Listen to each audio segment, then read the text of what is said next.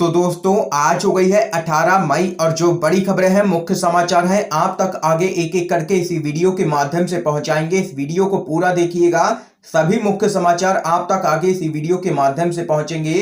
तो वहीं दोस्तों, खबरों की तरफ चलने से पहले आप लोगों से एक छोटा सा निवेदन है कि अगर आप लोग भी किसानों के समर्थन में खड़े हैं और तीनों ही विवादित कृषि कानूनों को रद्द करने की मांग करते हैं तो अभी इस वीडियो को लाइक कीजिए, चैनल को फ्री में सब्सक्राइब करके बेल के आइकन को जरूर दबाइए दोस्तों, और कमेंट बॉक्स में कमेंट जरूर कीजिए। जय जवान जय किसान। पहली बड़ी खबर जान लेते हैं।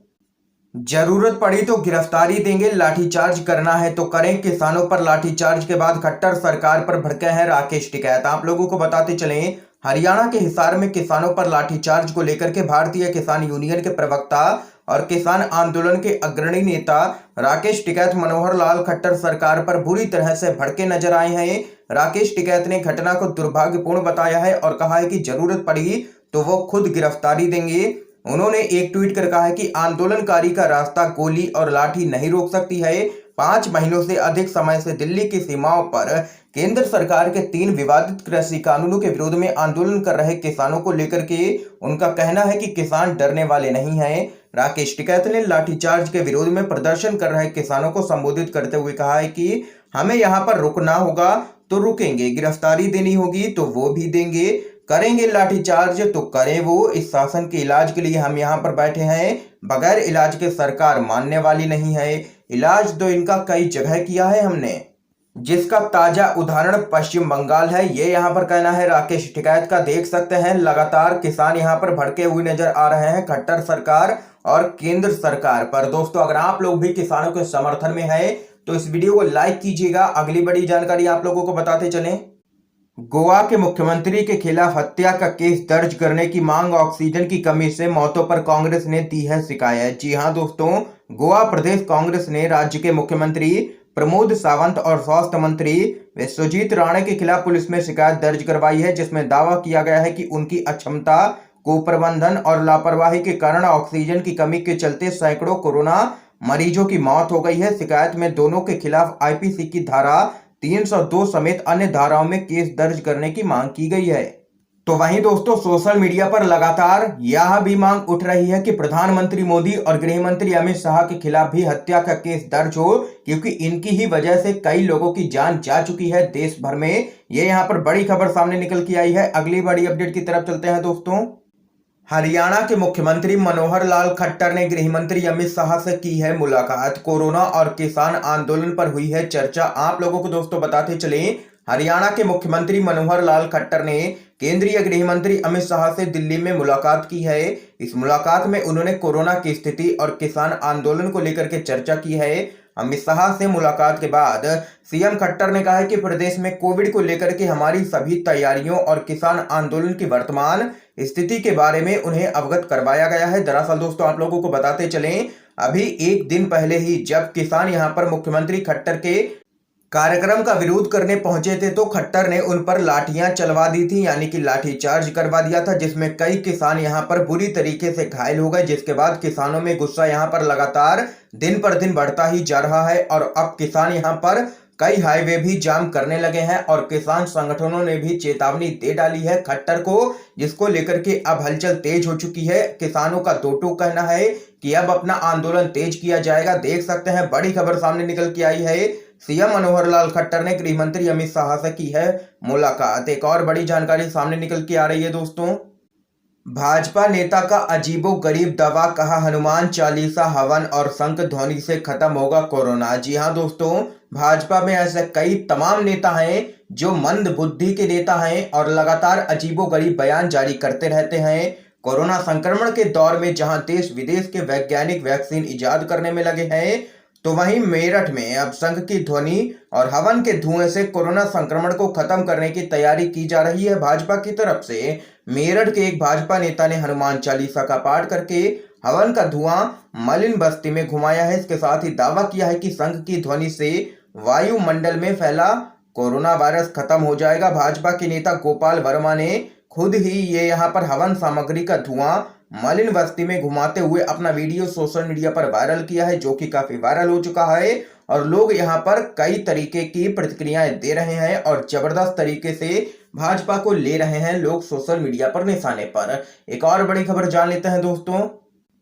यूपी से दोस्तों खबर है, कोविड संकट के बीच क्षेत्र में लगे हैं भाजपा विधायक के लापता होने के पोस्टर। जी हां दोस्तों, आप लोगों को बताते चलें, मामला बाराबंकी जिले का है, जहां रामनगर विधानसभा क्षेत्र के एक गांव अद्रा में यहां के भाजपा विधायक शरद अवस्थी के लापता होने के पोस्टर लगे हैं। पोस्टर पर पता बताने वाले को 1000 रुपए देने की बात कहते हुए लिखा गया है कि अवस्थी चुनाव के बाद से एक बार भी गांव नहीं आए हैं। गांव की समस्याएं लेकर के लोग उनके आवास पर जाते हैं तो वो मिलते नहीं हैं।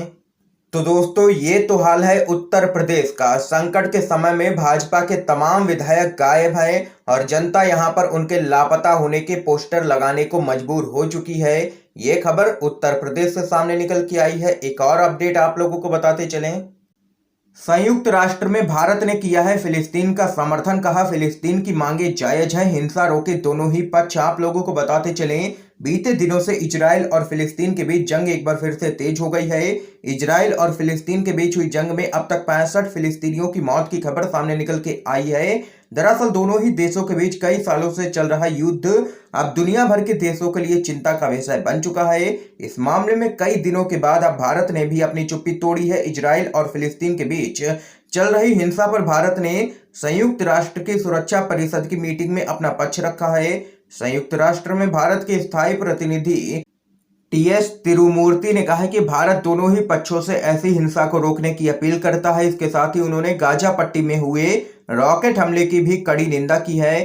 सुरक्षा परिषद की मीटिंग में भारत का पक्ष रखते हुए टीएस तिरुमूर्ति ने कहा है कि भारत फिलिस्तीन के द्वारा की जा रही जायज मांगों का खुलेआम समर्थन करता है और ये यहाँ पर उन सभी अंधभक्तों के लिए तगड़ा झटका है जो कि ये यहाँ पर इजराइल के समर्थन में खड़े हुए नजर आ रहे थे। ये यहाँ पर बड़ी अपडेट है दोस्तों, संयुक्त राष्ट्र में भारत ने किया है फिलिस्तीन का समर्थन। एक और अपडेट आप लोगों को बताते चलें। वोट भारत से लिया लेकिन वैक्सीन विदेश भेजी, आम आदमी पार्टी का मोदी सरकार पर जोरदार हमला। आप लोगों को बताते चलें, कोरोना की दूसरी लहर ने जब भारत में रफ्तार पकड़ी है तो वैक्सीन की डिमांड अचानक से बढ़ गई है। ऐसे में जब 1 मई से भारत में 18 से ऊपर वालों का टीकाकरण शुरू हुआ तो अलग अलग राज्यों में वैक्सीन की कमी शुरू हो गई। दिल्ली की आम आदमी पार्टी सरकार लगातार यहां पर केंद्र पर निशाना साध रही है। उन्होंने देश की वैक्सीन को विदेश में क्यों भेजा, यही प्रश्न कर रही है आम आदमी पार्टी और कांग्रेस पार्टी लगातार। आप लोगों को बताते चलें, आम आदमी पार्टी के द्वारा एक दिलचस्प ट्वीट किया गया है जिसमें आम आदमी पार्टी ने आरोप लगाया है कि मोदी जी ने भारत के लोगों से तो वोट लिया लेकिन वैक्सीन इन देशों को दे दी। आम आदमी पार्टी के ट्विटर हैंडल से इस दौरान तिरंगे के जवाब में बाकी उन देशों का झंडा लगा दिया गया है जिनको भारत ने वैक्सीन उपलब्ध करवाई है। आम आदमी पार्टी ने कहा है कि भारत में तो ये लोग वैक्सीन उपलब्ध नहीं करवा पाए लेकिन हाँ, Myanmar, Bhutan, Maldives, Nepal, Sri Lanka, Brazil, south Africa जैसे कई देशों को यहाँ पर वैक्सीन भेज दी गई, जिसको लेकर के ये यहाँ पर आम आदमी पार्टी हमलावर है केंद्र सरकार पर। अगली बड़ी अपडेट जान लेते हैं। मोदी महल के निर्माण कार्य पर रोक लगाने की याचिका पर हुई है सुनवाई, दिल्ली हाई कोर्ट ने फैसला रख लिया है सुरक्षित। आप लोगों को दोस्तों बताते चलें, दिल्ली डिजास्टर मैनेजमेंट अथॉरिटी के द्वारा central Vista Avenue redevelopment project पर रोक लगाने वाली याचिका पर सुनवाई के बाद दिल्ली हाई कोर्ट ने फैसला सुरक्षित रख लिया है। आपको बता दें कि सुनवाई के दौरान भारत सरकार की ओर से पेश सॉलिसिटर जनरल तुषार मेहता ने इस याचिका का यहां पर विरोध किया था। तो वहीं याचिका डालने वाले वकील सिद्धार्थ लूथरा ने कहा है कि इस प्रोजेक्ट को सेंट्रल विस्टा नहीं कहा जाना चाहिए बल्कि अब इसे मौत का केंद्रीय किला कहा जाए। उन्होंने अदालत से इस पर जल्द से जल्द रोक लगाने की मांग की है और दिल्ली हाई कोर्ट ने अब फैसला रख लिया है सुरक्षित। अगली बड़ी खबर की तरफ चलते हैं। मोदी जी हमारे बच्चों की वैक्सीन विदेश क्यों भेजी, लिखे पोस्टरों पर गिरफ्तारी का मामला सुप्रीम कोर्ट पहुंच चुका है। आप लोगों को बताते चलें, राष्ट्रीय राजधानी दिल्ली में मोदी जी हमारे बच्चों की वैक्सीन विदेश क्यों भेज दी, लिखे पोस्टर लगाए जाने पर गिरफ्तारियों का मामला अब सुप्रीम कोर्ट तक पहुंच चुका है। सुप्रीम कोर्ट में एक याचिका दाखिल की गई है। याचिका में कहा गया है कि कोरोना वैक्सीन की देश में भारी कमी होने के बावजूद विदेशों को भेजने पर पीएम मोदी से सवाल करते हुए पोस्टर लगाना कोई अपराध नहीं है। प्रदीप कुमार यादव नाम के वकील की ओर से दायर इस याचिका में सुप्रीम कोर्ट से मांग की गई है कि वो दिल्ली में इस मामले से जुड़ी सभी एफआईआर रद्द करने का आदेश दे और पुलिस को कार्रवाई करने से रोके। वकील प्रदीप कुमार यादव ने याचिका में कहा है कि सुप्रीम कोर्ट खुद ये कह चुका है कि अभिव्यक्ति की आजादी को किसी नागरिक से छीना नहीं जा सकता है। ऐसे में ये सभी एफआईआर रद्द होनी चाहिए। इसमें लोगों ने कुछ भी गलत नहीं पूछा है प्रधानमंत्री मोदी से। अगली बड़ी अपडेट जान लेते हैं। कोरोना पर बने सलाहकार ग्रुप के चेयरमैन ने दे दिया है अपने पद से इस्तीफा। कहा था मोदी जिद्दी हैं, वैज्ञानिकों की नहीं सुनते हैं। आप लोगों को दोस्तों बताते चलें, देश के शीर्ष डॉक्टर शाहिद जमील ने कोरोना वायरस पर बने सलाहकार ग्रुप के चेयरमैन पद से इस्तीफा दे दिया है। विकट महामारी के दौरान टॉप डॉक्टर का अपने पद से इस्तीफा देना सामान्य घटना नहीं है। यह भी 70 साल में पहली बार है जब अहम पदों पर तमाम बैठे लोग निराश होकर के अपना पद छोड़ रहे हैं। आप लोगों को आगे बताते चलें, ऐसा इसलिए होता है कि किसी क्षेत्र का माहिर आदमी उसकी चुनौतियों से तो निपट सकता है, लेकिन अंतर्राष्ट्रीय स्तर की मूर्खताओं से नहीं निपट सकता है, इसलिए वह इस सरकार से दूरी बना लेता है। डॉक्टर जमील ने कुछ दिन पहले ही कोरोना महामारी से निपटने के सरकारी तौर तरीके पर सवाल उठाए थे और उन्होंने मोदी सरकार को भी सलाह दी थी कि उनको वैज्ञानिकों की बात सुननी चाहिए और पॉलिसी बनाने में जिद्दी रवैया छोड़ना चाहिए। लेकिन मोदी सरकार है जो किसी की भी बात सुनने को तैयार नहीं है, इसीलिए यहाँ पर नाराज होकर के डॉक्टर लगातार और यहाँ पर वैज्ञानिक लगातार दे रहे हैं इस्तीफा। अगली बड़ी खबर जान लेते हैं।